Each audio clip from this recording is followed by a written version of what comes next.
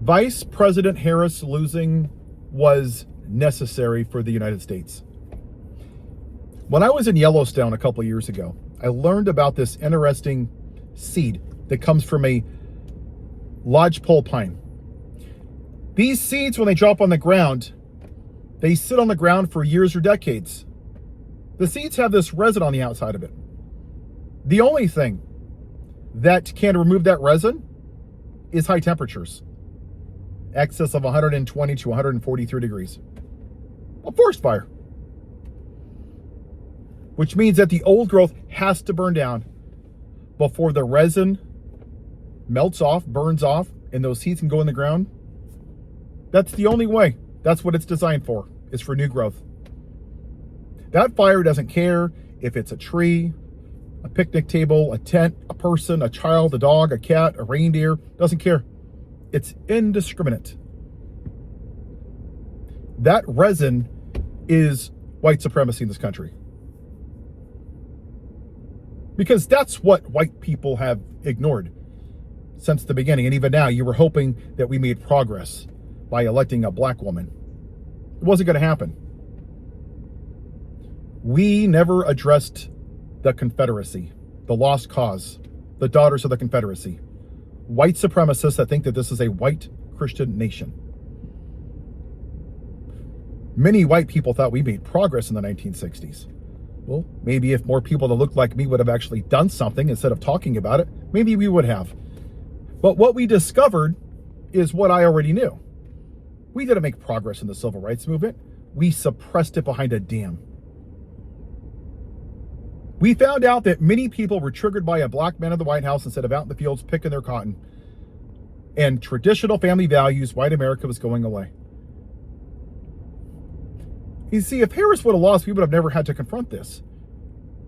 White people are now getting a fraction of what it's like to be black in this country. How many people want to leave this country now because they don't like what is happening? You're not going to stay and fight? Well, that's really American. That's very patriotic to just leave your fellow neighbors. What if they can't afford to? What about our black brothers and sisters that couldn't afford to do that? What about them? You just going to give them the middle finger? Screw them. I'm uncomfortable for once in my privileged little white life. That's nice of you. That's really patriotic to just leave them. All we've done as white people is acted like a cancer on this land. It's true. It's very similar to what Agent Smith said of the Matrix. That we're like locusts and we take and we take. Because that's all we've done. We treated black people, Asians, Hawaiians, Mexicans, Hispanics, Latinos, Puerto Ricans, women, anybody that doesn't look like me, we've treated them like crap and we've tried to treat them less than. The only way for that resin to come off is for white people to suffer the effects of two things. Their white supremacy, which is make America white again, and white people that didn't vote for this, but that still aren't willing to be uncomfortable. You're both complicit. Both groups of people are. The No Kings protests. 8 million people out of 143 million people. That's it on a Saturday. That's it. That's all you got, America, huh? Wow, you really showed them. They look like they're really afraid. But don't worry. In another 4 months, we'll do it again. We'll really show them. Yeah. They'll be shaking in their boots. You know, black people used to protest for a year and a half at a time, go on strikes. Did you know that? Just because they wanted to sit in the same church and drink from the same water fountain. A 15-year-old in 1955, Claudette Colvin, was arrested at 15 for sitting on a bus. How many of you that look like me have been arrested? How many members of Congress have been arrested fighting this fascist? None of them. That's privilege. And many of you are starting to feel the effects of your silence and your white privilege. It's like Neo when he woke up from the Matrix for the first time and he's squinting his eyes and he hasn't seen it. Many of you are like, this isn't who we are. Yeah, it is. This is who we've always been. You just chose to ignore it and put your head up your ass and live your privilege because it didn't affect you. Think about it. White people literally went to church, watched black people hanging from trees like fucking piñatas and didn't do a damn thing about it because it didn't affect you.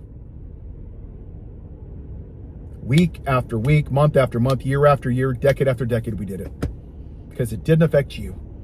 And even now, when children are in concentration camps eating broccoli with maggots in it, moldy bread, and little girls at 14 to 15 are trying to take their lives with plastic knives, nope, sorry, got to go to work. Sorry, got bills to pay.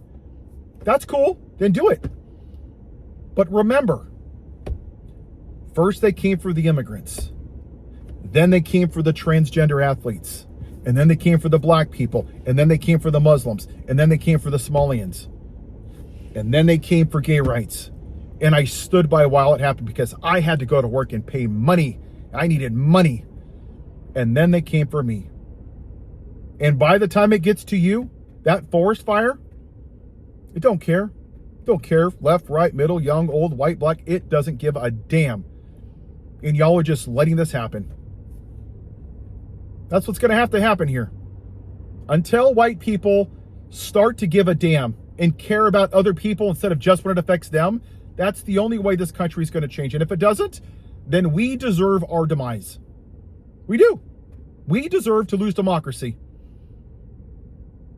Nationalism is waving a flag, having a bald eagle, playing God Bless America.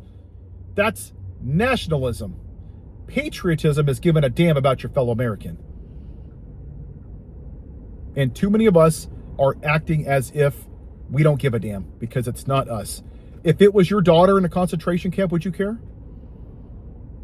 If your sister was trying to take her own life with a plastic knife in a concentration camp, would you care? If your mom was one of the victims at Epstein Island, would you care? What if your family member was a victim of a school shooting in Parkland or Uvalde, or one of the 40,000 people that die from gun violence every year? Would you give a damn? What if your aunt or your grandma was E. Jean Carroll and Trump sexually abused her? Would you care? You're damn right you would. But because it didn't affect you, you don't give a shit. And that's the problem with America. We're selfish. Me, me, me. All for $1. As long as I get more money, I will turn the other way and go back in my privilege.